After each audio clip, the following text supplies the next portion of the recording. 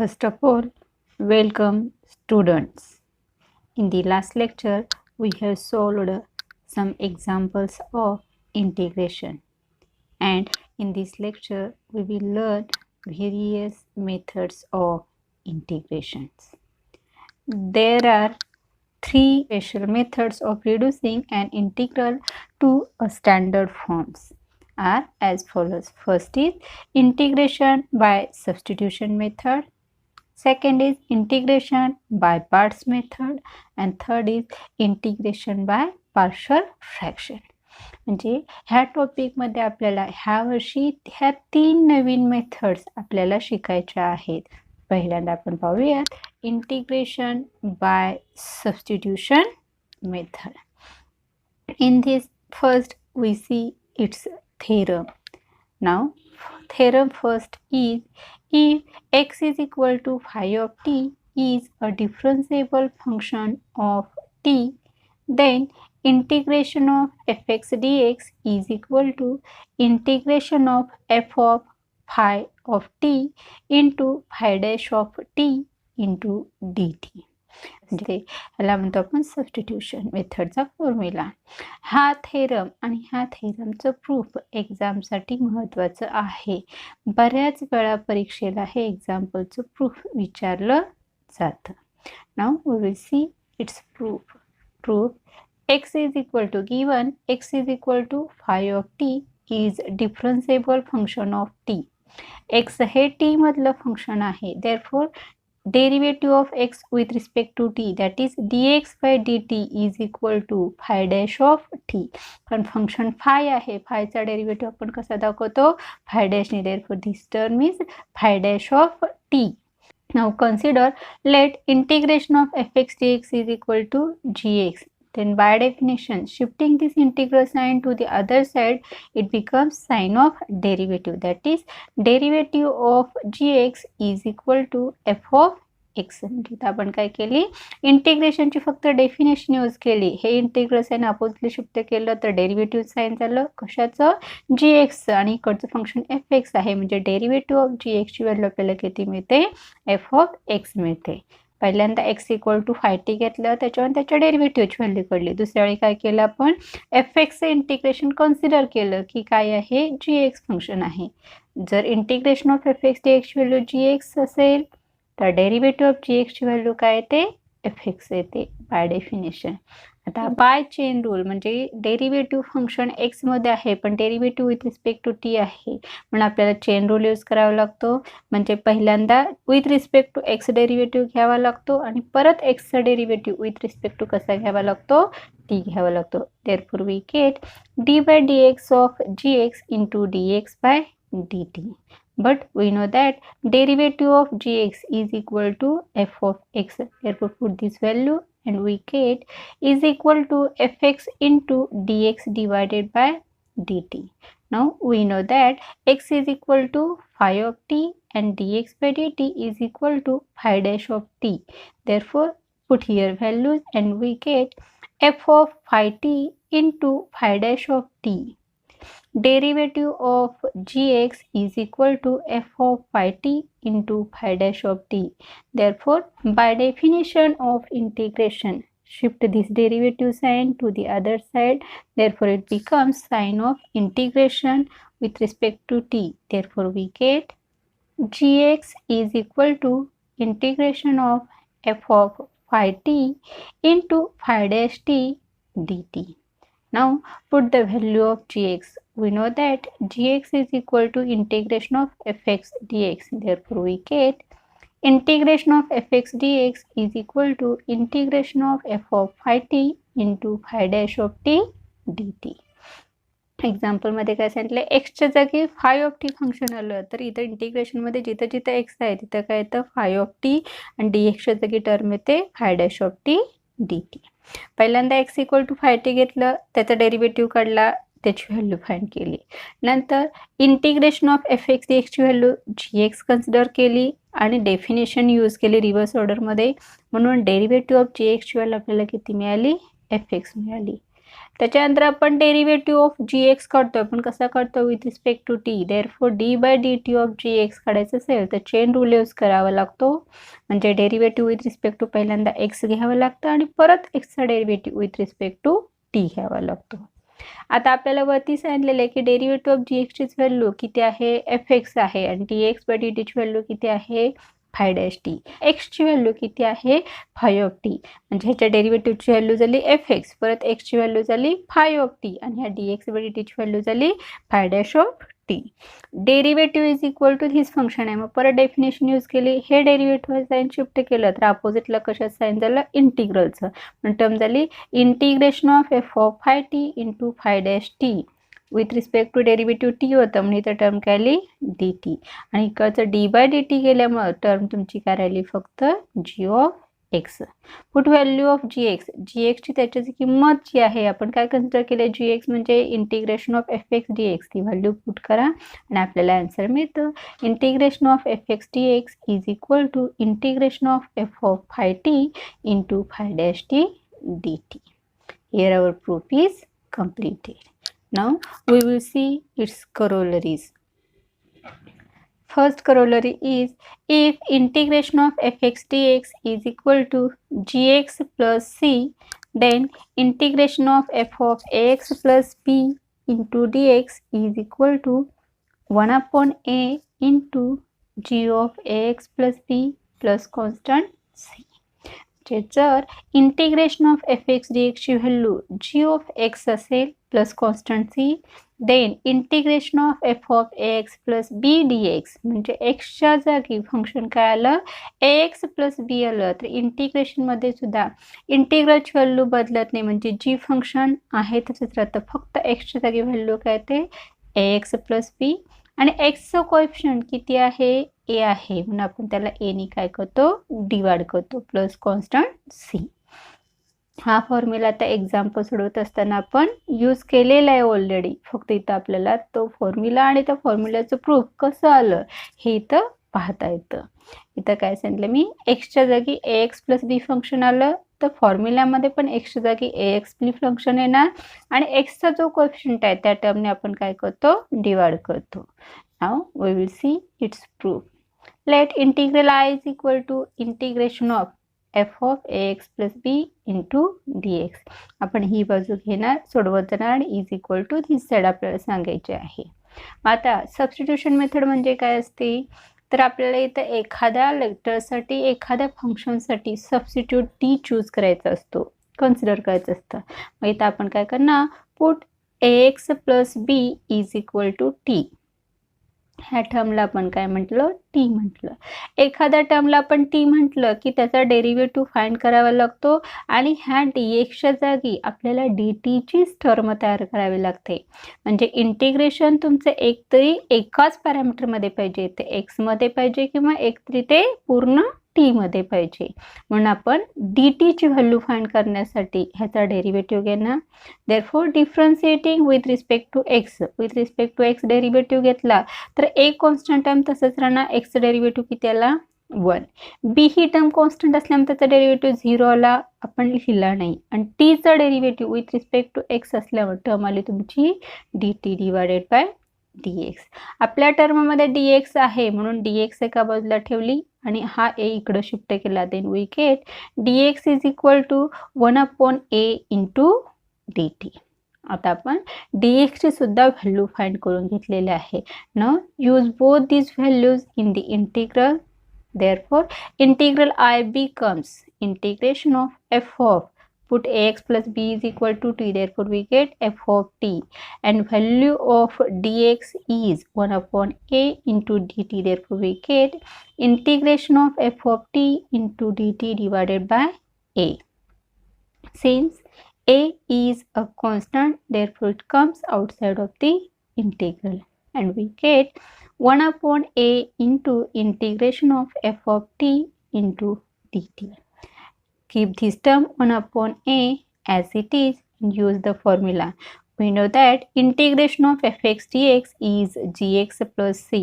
Therefore, we get integration of f of t dt is equal to g of t plus constant c. इंटिग्रेशनमध्ये function तेच आहे, फक्त आतलं variable change झालं म्हणून फॉर्म्युला चेंज होत नाही. एफ एक्सचं इंटिग्रेशन जी एक्स आहे, तर एफ ऑफ टीचं पण इंटिग्रेशन किती येणार आहे आपल्याला, जी ऑफ टी. फक्त इथलं व्हेरिएबल टी आहे म्हणून इथं सुद्धा काय आला तुमचा, टी आला. Put value of t, therefore we get 1 upon a into g of ax plus b plus constant c. Therefore, we get integration of f of ax plus b dx is equal to 1 upon a into g of ax plus b plus constant c. And here our proof is completed. कोरोलरीमध्ये तुम्हाला सांगताना सांगितलेलं आहे की दिलेल्या इंटिग्रलला आपण काय म्हटलं, I म्हटलं. सबस्टिट्यूशन मेथड यूज करायची म्हणजे टर्मला सबस्टिट्यूट टी कन्सिडर करतो आपण. इथं आपण ब्रॅकेटला टी कन्सिडर म्हटला. म्हणजे हे पूर्ण इंटिग्रल आपल्याला आता टी पॅरामीटरमध्ये कन्वर्ट करायचं आहे म्हणून पहिल्यांदा आपण काय केलं, डिफरन्सिएशन घेतलं विथ रिस्पेक्ट टू एक्स आणि त्याच्यावरून डी एक्सची व्हॅल्यू फाइंड केली. म्हणजे डी एक्स एका साईडला ठेवा, राहिलेल्या टर्म्स अपोजिटला शिफ्ट करून घेतल्या. ह्या दोन्ही ज्या व्हॅल्यूज आहेत त्या आपल्या इंटिग्रलमध्ये आपण यूज केलं. देअरफॉर इंटिग्रल काय झालं, F of T into D T divided by A. हा डिनॉमिनेटरमधला एक कॉन्स्टंट असल्यामुळे ते इंटिग्रेशनच्या बाहेर येणार आणि आतमध्ये टर्म राहिली integration of F of T D T. आपल्याला सांगितले की integration of F x D एक्सची व्हॅल्यू किती असते, जी एक्स. म्हणजे integration of F of T D टीची व्हॅल्यू किती आली, G of T plus constant C. 1 upon A आहे तसंच राहिला आणि टीच्या जागी टीची व्हॅल्यू पुट केली तर व्हॅल्यू काय मिळाली आपल्याला, G of X plus B plus constant C. Therefore इथं आपला हा फॉर्म्युलाचं प्रूफ कम्प्लीट झाला. म्हणजे आपल्याला जेव्हा जेव्हा सबस्टिट्यूशन मेथड यूज करायची असते तेव्हा तेव्हा एखाद्या टर्मला आपल्याला टी म्हणावं लागतो आणि डी एक्सची व्हॅल्यू फाइंड करावी लागते आणि त्या दोन्ही व्हॅल्यूज इंटिग्रलमध्ये यूज करून दिलेलं इंटिग्रल टी पॅरामीटरमध्ये तयार करावं लागतं आणि परत टी पॅरामीटरमध्ये झाल्यानंतर त्याचे फॉर्म्युले यूज करायचे. एक बेसिक लक्षात ठेवायचं की इंटिग्रेशनमध्ये एक्स आलं आणि एक्सच्या जागी टी आलं म्हणून इंटिग्रेशनचे फॉर्म्युले चेंज होत नाही. म्हणजे integration of sine X D एक्सची मायनस कॉस एक्स असेल तर integration of sine T into D T is equal to काय मिळणार, मायनस कॉस टी एवढंच मिळणार. Integration of sine theta D theta आला तर त्याचं इंटिग्रेशन काय मिळणार, मायनस कॉस थिटा. म्हणजे पहिलं जे फंक्शन आहे ते फंक्शन सेम राहणार, फक्त तुमचा व्हेरिएबल थिटा असेल तर थिटा जोडा, टी असेल तर टी जोडा, एक्स असेल तर एक्स जोडा. असे हे फॉर्म्युले आपल्याला यूज करायचे असतात. ही बेसिक गोष्ट अजिबात विसरायची नाही. नाव the next corollary is, second corollary is, if integration of f dash x upon fx dx then its value is log of fx plus c. म्हणजे इंटिग्रेशनमध्ये छेदामध्ये जे फंक्शन आहे त्याच फंक्शनचा डेरिव्हेटिव्ह जर इंटिग्रलच्या न्यूमरेटरमध्ये आला तर ह्या इंटिग्रलची व्हॅल्यू म्हणजे लॉग ऑफ एफ एक्स. म्हणजे छेदामध्ये जे फंक्शन आहे त्याला फक्त काय जोडायचं आपल्याला, लॉग जोडायचं आहे प्लस कॉन्स्टंट सी. हा फॉर्म्युला कधी सांगितला मी, integration of F dash x upon F x D X. म्हणजे छेदात जे फंक्शन आहे त्याचाच डेरिव्हेटिव्ह कुठे एक्झिस्ट व्हायला पाहिजे तुमचा, न्यूमरेटरमध्ये, तरच आपल्याला हा फॉर्म्युला यूज करता येतो. आणि by this formula its value is log of F x plus constant c. Now we will see its proof.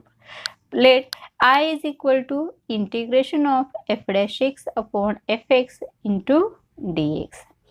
Put fx equal to t, therefore we get, differentiating it, we get f dash x dx is equal to dt.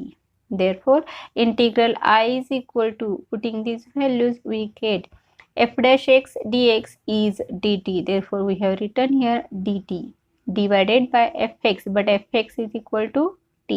Therefore we get integral is equal to I is equal to integration of t upon t is equal to log of t plus constant c.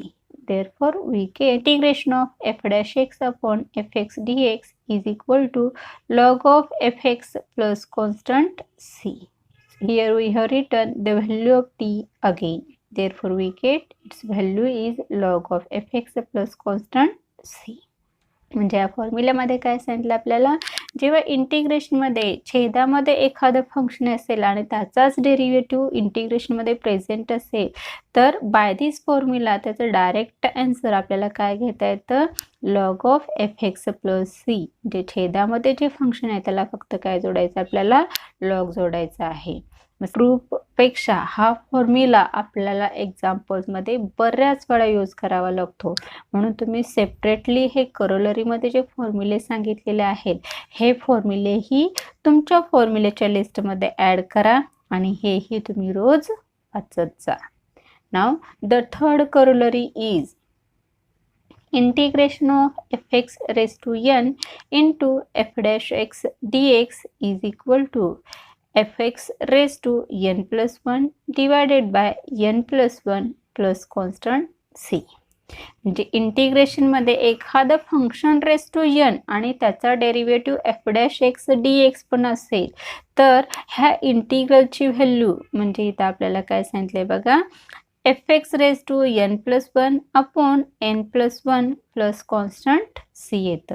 म्हणजे इथं integration of X raise to nचा formula use केलेला आपण, फक्त एक्सच्या जागी तुमचं function काय सांगितलेलं आहे, एफ एक्स सांगितलेलं आहे, म्हणजे आन्सर सुद्धा काय आलंय, f x raise to n plus 1 divided by n plus 1 आले. आता याचं प्रूफ बघूयात. प्रूफमध्ये परत पहिल्यांदा दिलेले इंटिग्रल आपण आय म्हटलं, सबस्टिट्यूट परत आहे तसंच घेतला, put f x equal to t, therefore we get, sorry, right here only fx, put fx equal to t, therefore we get f dash x dx is equal to dt.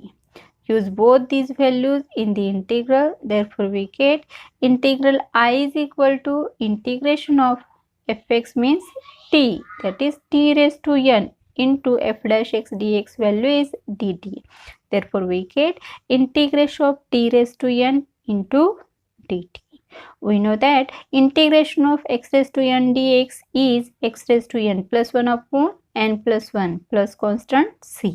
Therefore, integration of t raised to n dt is t raised to n plus 1 upon n plus 1 plus constant c.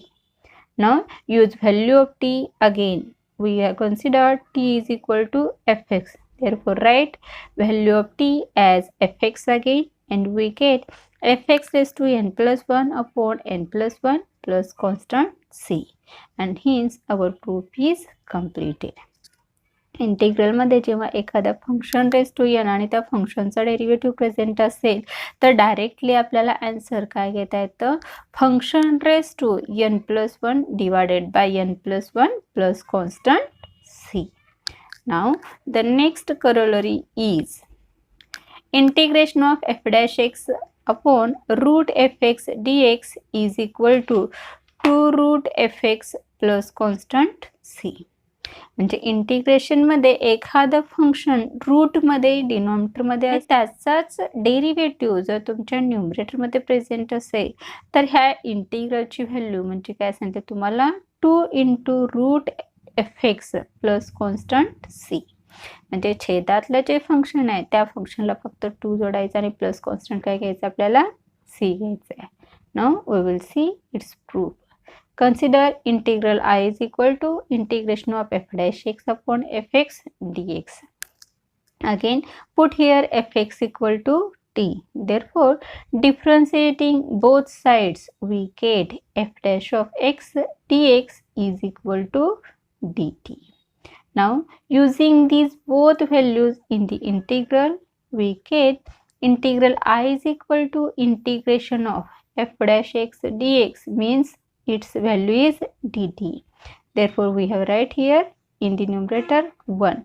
The term in the denominator is root fx, and we have considered fx equal to t. Therefore, here term becomes root t. Now, here we have adjusted the term. Derivative of root x is 1 upon 2 root x. Therefore, integration of 1 upon 2 root x dx is root x only. Therefore, here we have adjusted the term 2. 1 2 in the numerator and 1 2 in the denominator. These two remains outside of the integral as it is, and use here formula. since integration of 1 upon root t dt is root t plus constant c. Putting the value of t, we get 2 into root fx plus constant c. Therefore, we get integration of f dash x upon root fx dx is equal to 2 root fx plus constant c. मध्ये काय सांगितले बघा, तुम्हाला सांगताना त्यांनी integration मध्ये जर छेदामध्ये रूट फंक्शन असेल रूटमधलं आणि वरती त्याचा डेरिव्हेटिव्ह प्रेझेंट असेल तर हे इंटिग्रलची व्हॅल्यू काय असते 2 into root F x plus constant C. इथं आपण नेहमीप्रमाणे एफ एक्सला टी म्हटलं, एफ डॅश एक्स डी एक्सची व्हॅल्यू किती आली आपली डी टी. टी आणि डी टीची व्हॅल्यू इंटिग्रलमध्ये यूज केलं की इंटिग्रलची टर्म तयार काय झाली F dash X D X म्हणजेच डी टी आहे म्हणून इथं डी टी आला. न्यूमरेटरमध्ये काय नाही म्हणून 1 म्हटलं आणि डिनॉमिनेटरमध्ये रूट एफ एक्स आहे म्हणजे व्हॅल्यू झाली रूट टी. इथं डायरेक्ट इंटिग्रेशन आपल्याला घ्यायचं असेल तर पहिल्यांदा एक तरी तुम्हाला ही टीची टर्म वरती न्यूमरेटरमध्ये शिफ्ट करावी लागेल आणि एक्स रेज टू एनचा फॉर्म्युला यूज करावा लागेल. किंवा दुसरी मेथड डेरिव्हेटिव्ह ऑफ रूट एक्सची व्हॅल्यू किती असते 1/2 रूट एक्स असते म्हणून आपण काय केलं इंटिग्रेशन ऑफ 1/2 रूट एक्सची व्हॅल्यू किती मिळते आपल्याला फक्त रूट एक्स मिळते. त्याच्यासाठी आपण काय केलं इथं 2 टर्म ॲडजस्ट केली म्हणजे एकदा 2नी डिवाइड केलं एकदा 2नी मल्टिप्लाय करून घेतलं दोन ठिकाणी. बाहेरचा 2 तसाच राहिला आणि इकडे फॉर्म्युला यूज केला तर फॉर्म्युल्याप्रमाणे त्याचा आन्सर किती मिळाला आपल्याला root t plus constant c आला. टीच्या जागी टीची व्हॅल्यू ठेवली की आपल्या इथं प्रूफ काय झालं कंप्लीट झालं. म्हणजे आपण फॉर्म्युले काय काय पहिले बघा, पहिल्यामध्ये सांगताना सांगितलेलं तुम्हाला करोलरी पहिल्यामध्ये काय सांगितले पहिली करोलरी तुमची इथं इंटिग्रेशन एफ एक्स डी एक्सची व्हॅल्यू जर जी एक्स असेल प्लस सी तर integration of F of A X plus B D एक्सची व्हॅल्यू किती घ्यायची आपल्याला 1/a G of A X plus B plus constant C. म्हणजे एक्सच्या जागी ए एक्स प्लस बी आला तर व्हॅल्यूमध्ये सुद्धा फॉर्म्युल्यामध्ये सुद्धा एक्सच्या जागी ए एक्स प्लस बी ठेवा आणि एक्सचा जो कोएफिशियंट त्या कोएफिशियंटने फक्त काय करायचं आपल्याला डिवाइड करायचं आहे. त्याच्यानंतर नेक्स्ट फॉर्म्युला नेक्स्ट करोलरी होती आपली integration of F dash x upon F x D x is equal to log of F x plus c. हा फॉर्म्युला आपल्याला बऱ्याच वेळा यूज करावा लागणार आहे. इथं काय सांगितलं आपल्याला एखादं फंक्शन रेस टू एन असेल म्हणजे F x raise to N असेल आणि एफ डॅश एक्स डी एक्सची टर्म इंटिग्रलमध्ये प्रेझेंट असेल तर त्याची व्हॅल्यू आपल्याला डायरेक्टली काय घेता येते F x raise to N plus 1 upon N plus 1 plus constant C. Next fourth corollary is integration of F dash x upon root F x D X असेल म्हणजे छेदामध्ये रूटमधलं फंक्शन आहे आणि त्याच फंक्शनचा डेरिव्हेटिव्ह जर इंटिग्रलमध्ये प्रेझेंट असेल तर त्या इंटिग्रलची व्हॅल्यू आपल्याला किती घ्यायची आहे 2 root F x plus C. हे चारही करोलरीमध्ये जे आपण फॉर्म्युले पाहिलेले आहेत हे चारही फॉर्म्युले तुम्हाला पाठ असायला हवेत. म्हणजे एक्झाम्पलमध्ये ज्या टाईपची टर्म तुमची तयार होईल त्या टाईपचा फॉर्म्युला तिथं आपल्याला यूज करता येईल. Now we will see some standard integrals of trigonometric functions. तुम्हाला जे फॉर्म्युले दिले त्या फॉर्म्युल्यामध्ये tan x, cot x, sec x, cosec x चे फॉर्म्युले डायरेक्टली नाही आहेत. मग त्यांचे जे इंटिग्रेशनचे फॉर्म्युले आहेत ते फॉर्म्युले काय असतात आणि कसे डिराईव्ह होतात ते आपण आता इथं पाहणार आहोत. First formula is integration of tan x dx. Consider integral I is equal to integration of tan x dx. We know that tan x means sin x upon cos x. Therefore, here we have written integration of sin x divided by cos x dx. We know that derivative of cos x is minus sin x. Therefore, here we have adjusted the minus sign. One minus sign outside the integral and one minus sign inside the integral.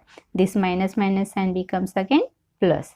Now we see that the function fx is cos x, then its derivative minus sin x, that is f dash x, is present in the integral. That is, this integral becomes of the type integration of f dash x upon fx dx. which answer is log of fx. This minus sign remains as it is and value of this integral is log of function fx, that is cos x plus constant c, which is equal to log of sec x plus constant c. Therefore, we get integration of tan x dx is equal to log of sec x plus constant c. इथं काय केलं आपण टॅनच्या जागी टॅनची value use केली. आपल्याला माहिती आहे की कॉसच्या डेरिव्हेटिव्हची व्हॅल्यू मायनस साईन असते. मग साईनची टर्म 3 आहे, फक्त मायनस नाही म्हणून आपण मायनस ॲडजस्ट करून घेतला. हा बाहेरचा मायनस तसाच ठेवला. जर याला एफ एक्स म्हटलं तर हे त्याचं डेरिव्हेटिव्ह म्हणजे काय झालं, एफ डॅश झालं. म्हणजे हे integral integration of F dash x upon F x D x type झालं. आणि त्याचा आन्सर करोलरी सेकंडमध्ये आपण सांगताना सांगितले की त्याचा आन्सर काय असतं, लॉग ऑफ एफ एक्स असतं. म्हणजे छेदातलं जे फंक्शन आहे त्यातला फक्त लॉग म्हणून इथं टर्म झाली लॉग ऑफ कॉस एक्स झाली. Minus log of cos X म्हणजे टर्म कशात झाली, लॉग ऑफ सेक एक्स झाली प्लस कॉन्स्टंट सी. म्हणून इंटिग्रेशन ऑफ टॅन एक्सची व्हॅल्यू आपण नेहमी किती घेणार आहोत, log of sec X plus constant C. Similarly, integration of cot x dx is equal to, put here value of cot x as cos x upon sin x. Here we see that derivative of sin x is cos x present in the integral. Therefore, this integral becomes of the type f dash x upon fx dx. Therefore, by corollary second, its answer is log of sin x plus constant c. Therefore, we get integration of cos x dx is equal to log of sin x plus c. इथं कॉसच्या जागी आपण value use केली cos X upon sine X. तर directly साईनचा derivative cos इंटिग्रलमध्ये present आहे म्हणून फॉर्म्युला यूज केला की फॉर्म्युल्याप्रमाणे लॉग ऑफ छेदातलं फंक्शन साइन एक्स आलं. म्हणून integration of cot X D एक्सची व्हॅल्यू नेहमी किती घ्यायची आपल्याला, log of sine X plus c. Now the next function is integration of sec x dx is equal to log of sec x plus tan x plus constant c. Let's consider integral I is equal to integration of sec x dx. Here we have divided and multiplied by the term sec x plus tan x to the given integral. म्हणजे sec x plus tan x ह्या टर्मना एकदा गुणलं आणि भागलं आपण दोन्ही term इथं इंटिग्रलमध्ये केलेल्या आहेत. आता नेक्स्ट स्टेपमध्ये आता कोणती टर्म केली तर फॉर्म्युल्यामध्ये जी टर्म आहे त्याच टर्मना आपण एकदा न्यूमरेटरला मल्टिप्लाय केलं, एकदा डिनॉमिनेटरला मल्टिप्लाय केलं. Now simplify this term, multiply with sec x to the terms in the bracket. Therefore, we get integration of sec x into sec x, that is sec square x plus sec x into tan x, that is sec x tan x divided by sec x tan x as it is into dx. Rearranging the term, we get integration of sec x into tan x plus sec square x divided by sec x plus tan x into dx. Now see here, derivative of sec x plus tan x is, we know that derivative of sec x is sec x into tan x plus derivative of tan x is sec square x. That is, derivative of this function is present in the numerator. Therefore, this integral becomes of the type integration of f dash x upon fx dx. Therefore, using the formula, its answer is log of function fx, that is sec x tan x plus constant c. Therefore, integration of sec x dx is always log of sec x plus tan x plus constant c. Also, we write it as integration of sec x dx is equal to log of tan of x by 2 plus pi by 4 plus constant c. काय केले तर आपण पहिल्यांदा sec x plus tan x ह्या टर्मनं अंशाला छेदाला दोन्हीकडे multiply केलं. इथं sec x ने आतमध्ये मल्टिप्लाय केला, फक्त मागची टर्म पुढं पुढची टर्म मागं रिअरेंज केल्या. तर काय होतं, छेदामध्ये जे फंक्शन आहे त्या फंक्शनचा डेरिव्हेटिव्ह इंटिग्रलच्या न्यूमरेटरमध्ये आहे, म्हणून तुमची टर्म इथे integration of f' upon fx dx type तयार होते. आणि त्याचा फॉर्म्युला यूज केला तर ह्याचा आन्सर काय मिळतं, लॉग ऑफ छेदातलं फंक्शन म्हणजे sec x plus tan x आला. हाच फॉर्म्युला आपण आता इथून पुढे एक्झाम्पलमध्ये यूज करणार आहोत. काय आहे, integration of sec x dx is equal to log of sec x plus tan x plus constant c.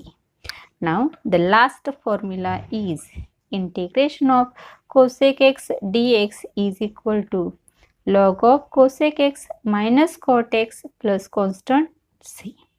Let integral I is equal to integration of cosec x dx.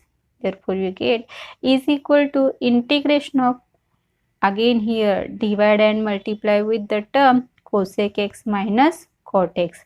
मगाच्या सारखंच इथं आपण cosec x minus cot x ने ह्या टर्मनं एकदा न्यूमरेटरला एकदा डिनॉमिनेटरला multiply केलं म्हणा, किंवा एकदा गुणलं आणि एकदा भागलं, काही म्हटलं तर दोन्हीचं मिनिंग काय आहे, सेम आहे.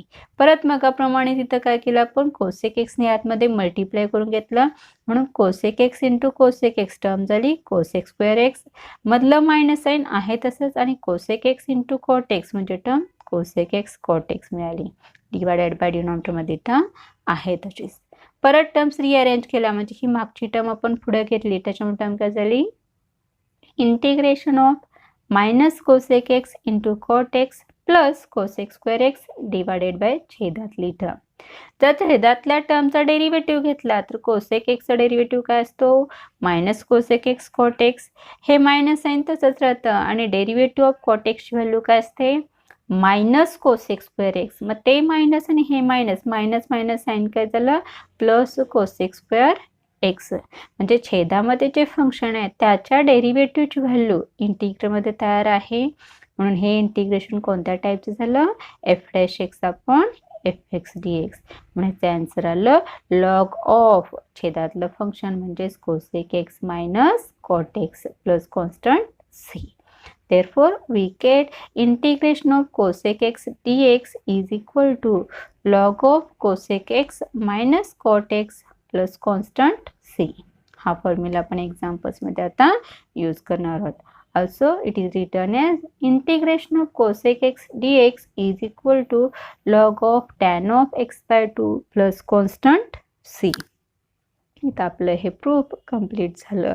आज आपण इंटिग्रेशन बाय सबस्टिट्यूशन मेथडमध्ये सबस्टिट्यूशनचा थेरम, त्याच्या 4 करोलरीज आणि त्या करोलरीज यूज करून 4 ट्रिग्नोमेट्रिक फंक्शनच्या इंटिग्रलची व्हॅल्यूज म्हणजे integration of tan x dx, integration of cot x dx, integration of sec x dx आणि integration of cosec x dx चे फॉर्म्युले आपण डिराइव केलेले आहेत. हे सगळे फॉर्म्युले आणि कोरोलरीज तुमच्या फॉर्म्युल्याच्या पेजमध्ये तुम्ही ॲड करायचं आहे आणि रोज तुम्ही वाचायच्या आहेत. आजचं लेक्चर आपण इथंच थांबवतो आहोत. थँक्यू.